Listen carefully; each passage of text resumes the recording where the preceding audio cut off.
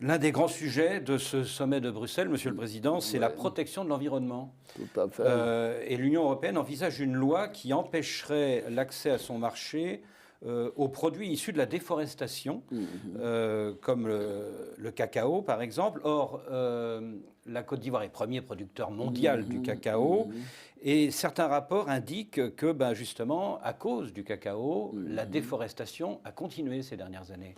Vous savez, je pourrais faire un long développement là-dessus, mais je peux vous dire que ce n'est pas de l'intérêt de l'Union européenne. Vous savez, le monde est multipolaire aujourd'hui. Si les Européens ne veulent pas acheter notre cacao, il y a d'autres qui vont l'acheter. Si les Américains ne veulent pas acheter notre cacao, il y a d'autres qui pourront l'acheter. Alors, ce n'est pas en faisant des menaces. Nous devons travailler ensemble à ce que le cacao soit durable. Voici des pays en Europe qui ont utilisé du charbon jusqu'il y a 30 ans. Voici des pays qui ont pollué le monde entier et maintenant on veut nous faire des leçons. Ah non, ce n'est pas acceptable.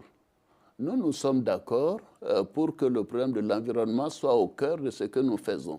Mais qu'est-ce que l'Afrique représente en matière de pollution? 4%. Et les 96%, quels sont ceux qui le font? C'est les Occidentaux. Et vous vous êtes développés comment? C'est de la malhonnêteté. Alors non, il faut arrêter. Il faut qu'on travaille à trouver des solutions.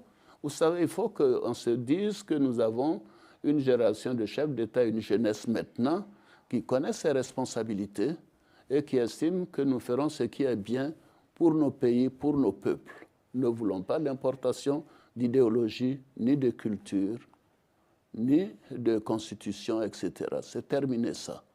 Il faut que la considération soit de part et d'autre dans les relations entre l'Europe et l'Afrique.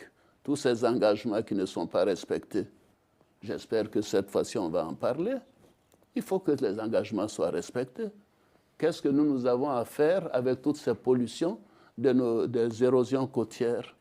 Qu'est-ce que nous avons avec toutes ces intempéries qui tuent des gens chez nous? Ce n'est pas nous qui créons les problèmes difficiles en matière de pollution. Non, non, écoutez, nous allons en parler.